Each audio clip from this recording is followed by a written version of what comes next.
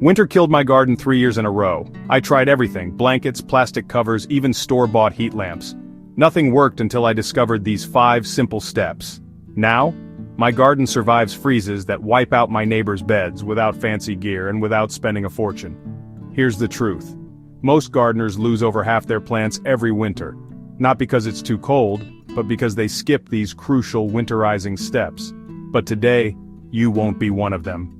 In the next 8 minutes, I'm handing you the exact checklist I use every fall: 5 fast, practical things you can do in a single weekend to protect your plants all winter long, save hundreds on replacements, and give your garden a 4-week head start next spring. Ready? Let's winterproof your garden.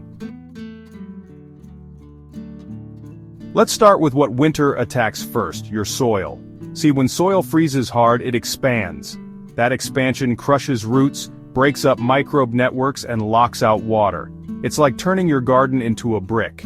Even hardy plants can't survive that kind of stress, but you can stop it with one simple step: mulch. Just add a 2 to 4 inch layer of protection. I like to start with compost as a base. This adds nutrients and traps warmth. Then I pile on chopped leaves, straw, or shredded bark. Think of it as a thermal blanket for your soil. It buffers temperature swings, keeps roots insulated, and traps just enough moisture.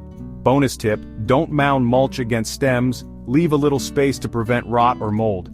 I call this the 80% rule, because ever since I started mulching like this, I've saved over 80% of my plants through winter, no matter how cold it gets.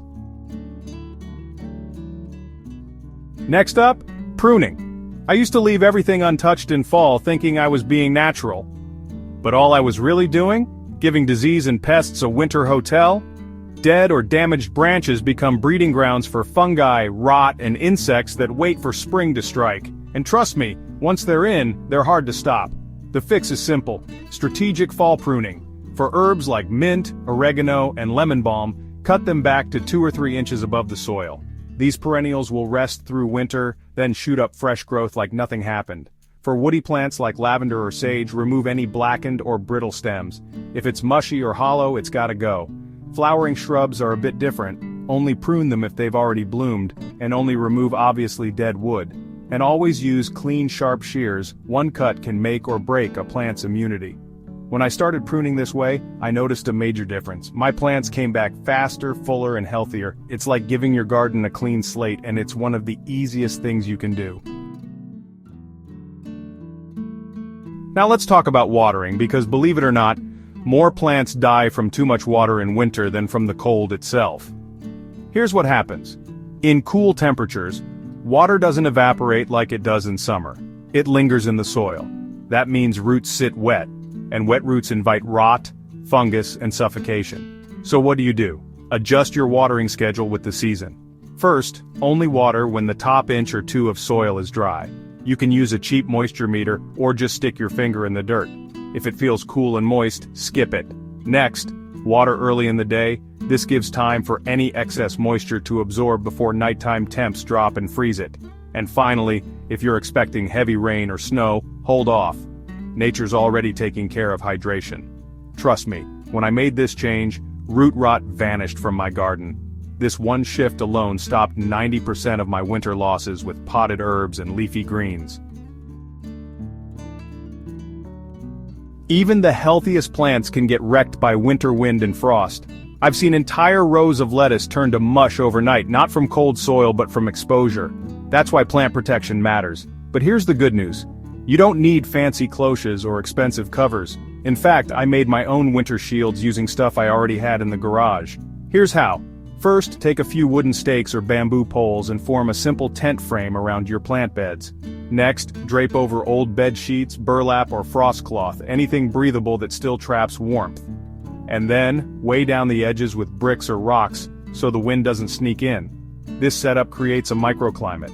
It blocks icy wind, softens frost, and even holds a bit of ground warmth overnight. I built 4 of these with scraps, and they've outperformed the $40 pop-up covers my neighbor bought. The best part? They fold down easily so you can remove them on sunny days and reuse them every year. Now here's a secret that most people miss. Winter prep isn't just about survival, it's about setting up a spring head start. While your garden's resting, this is the perfect time to get ahead. Start by enriching your soil. Add compost, worm castings, or a sprinkle of rock dust now, and microbes will break it down slowly over winter, so by spring it's already bioavailable. Next, label your beds. Use waterproof tags or painted stones to mark where perennials, bulbs, or seedlings will go. No more guesswork in March. Want bonus points? Tuck in some cold-hardy crops like garlic, spinach, or onions. They'll hibernate now and burst into life as soon as the weather allows. This step saves you weeks in spring. I've had lettuce ready to harvest while others were still buying seed packets. Think of winterizing as not just protecting what you have, but as investing in a garden that wakes up ready to grow, not recover. I've used this exact 5-step system for over 5 years. Last year alone, my neighbor lost 12 plants during one unexpected freeze. Meanwhile, my garden? Not a single casualty. And come spring, while others were pulling out dead roots and buying replacements, I was already harvesting greens and prepping my second planting. These steps don't just protect your garden, they save you time, money, and frustration. And the best part?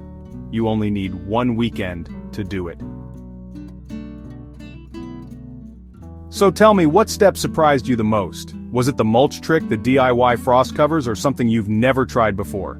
Drop a comment and let me know your biggest winter gardening challenge. I read everyone. If this video saved you time or even one plant, hit that like button and share it with a friend who needs garden help this season. And don't forget to subscribe. Next week, I'll show you my secret winter composting method that turns kitchen scraps into black gold by spring. You won't want to miss it. Thanks for watching, and I'll see you in the next video.